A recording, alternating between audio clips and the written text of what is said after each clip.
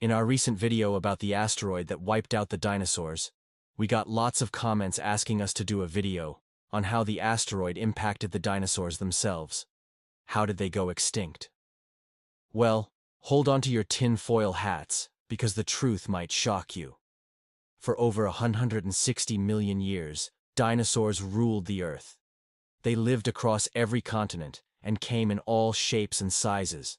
They ate plants and other dinosaurs and were basically the kings and queens of the entire planet. But then, just 66 million years ago, everything changed. It's estimated that more than 75% of all species on Earth went extinct, including the mighty Tyrannosaurus. So why did the dinosaurs die out? Stick with me till the end, because by the time this video is over, you will know exactly what caused their extinction. And you might be surprised. Alright, let's get started. Okay, so first things first. Let's start out by setting the scene here. It's about 66 million years ago, and you are on the planet Earth. Your day starts out like any other. You could be chilling out in a lush jungle watching herbivorous dinosaurs, like Maiasaura graze nearby, or maybe you're strolling along a beach watching a herd of oviraptors scavenge for fish. Maybe you're a little more adventurous and decide to head into the desert, where you can watch the mighty Stegosaurus roam. Whatever you choose to do, you feel safe. After all, it is your world, but you have no idea that in a few short hours, everything will change forever.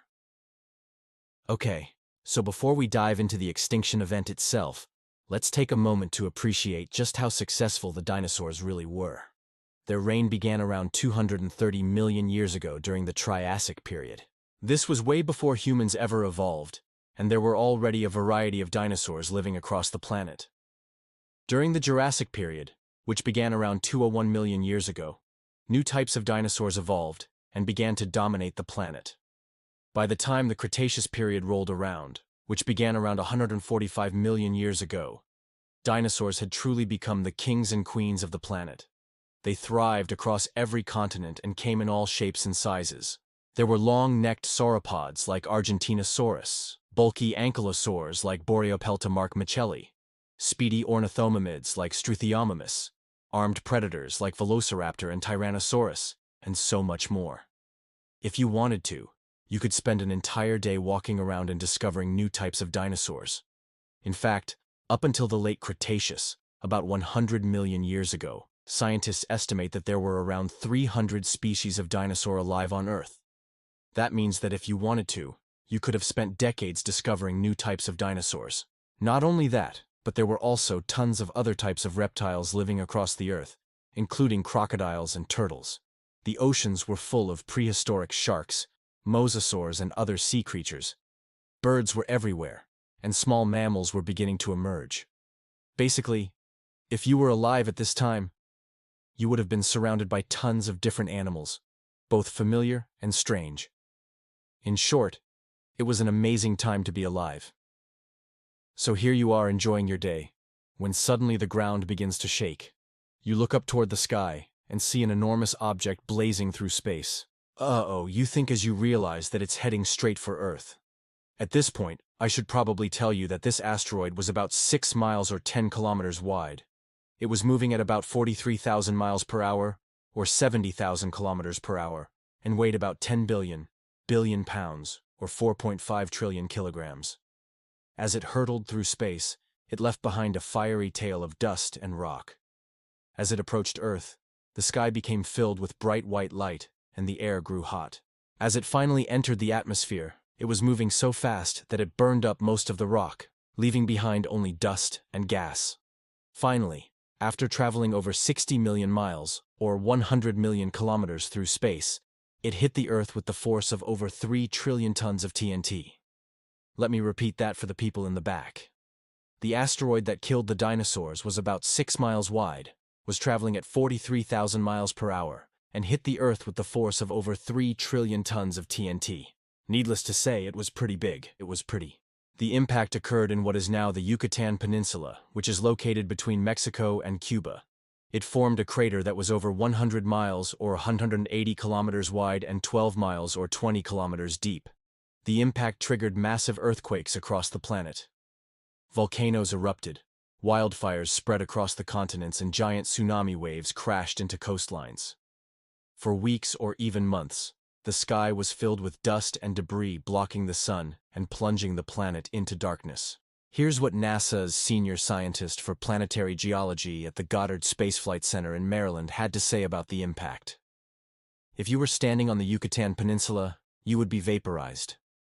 If you were 100 miles away, you wouldn't be vaporized, but you'd definitely be thrown to the ground. If you were 1,000 miles away, you'd still get a pretty good jolt. That's a really understated way of saying that the impact was absolutely devastating.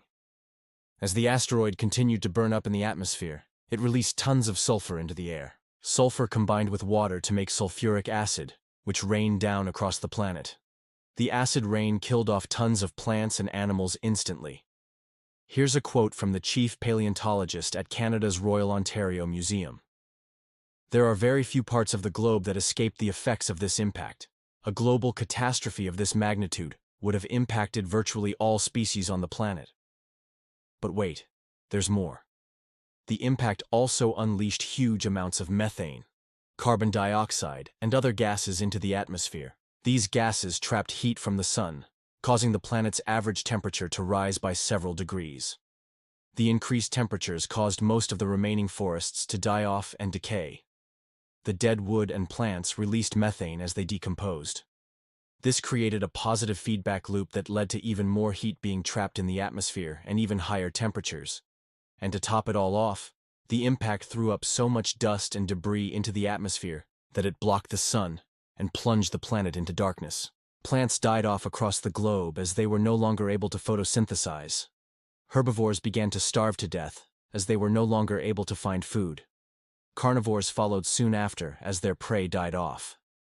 Here's a quote from researcher Steve Brussati, who is based at the University of Edinburgh's School of Geosciences. "Within a few weeks or months, almost all large animals were dead. It's hard to overstate the devastation. It was essentially a nuclear winter, but without the atomic bombs. It was a long, slow death for most life on Earth. To put it simply, the asteroid's impact triggered a chain reaction that led to the extinction of the dinosaurs." Okay, so now let's fast forward a few weeks or months. The forest has died off and gigantic piles of dead dinosaurs can be found scattered across the landscape. Over millions of years, these dinosaurs were fossilized and turned into some of the most famous fossils in the world, such as Tyrannosaurus Sue and Scotty, Triceratops, Tom, and many, many more. Other dinosaurs, such as Ankylosaurus, Boreapelta, Mark Michelli, were not as lucky and have yet to be discovered. But one thing is for sure, their bodies eventually decayed and became part of the ecosystem. As the forest began to die off, so did other ecosystems across the planet. With no sunlight reaching the ocean's surface, algae and other photosynthetic organisms died off. This caused oxygen levels to drop and tons of marine animals to die. However, some small fish and marine mammals were able to survive by migrating to deeper waters, where more oxygen was available. Meanwhile, on land, small animals such as lizards and rodents were able to survive by burrowing underground and eating stored food. These survivors would eventually emerge to find a world that was completely changed. In fact, it's estimated that 75% of all life went extinct during this event, including the mighty dinosaurs. But mammals began to emerge and quickly began to fill the void left by the dinosaurs. Here in the United States, tons of fossils from this time period have been discovered, in places like Montana and Utah. The rocks and minerals in these fossils provide a window into the past, allowing us to learn about the world that was. So the next time you visit a natural history museum like the Smithsonian or AMNH, be sure to ask about fossils from the late Cretaceous period. You might just be able to find a dinosaur that died out 66 million years ago. So what did we learn today? Well, we learned that the dinosaurs died out due to an asteroid that was about 6 miles wide. We learned that the impact of the asteroid triggered a chain reaction that led to massive earthquakes, volcanic eruptions, tsunamis, darkness, acid rain, and higher temperatures. We also learned that the asteroid unleashed huge amounts of sulfur and other gases into the atmosphere. These gases trapped heat from the sun, causing the planet's average temperature to rise by several degrees. Finally, we learned that the impact threw up so much dust and debris into the atmosphere that it blocked the sun and plunged the planet into darkness. but perhaps the most important thing we learned today is that life goes on.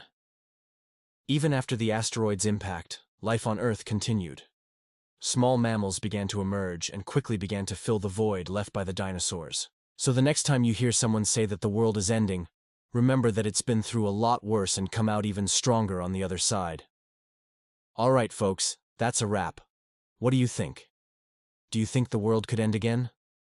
Let me know in the comments below, and don't forget to subscribe for more videos like this one.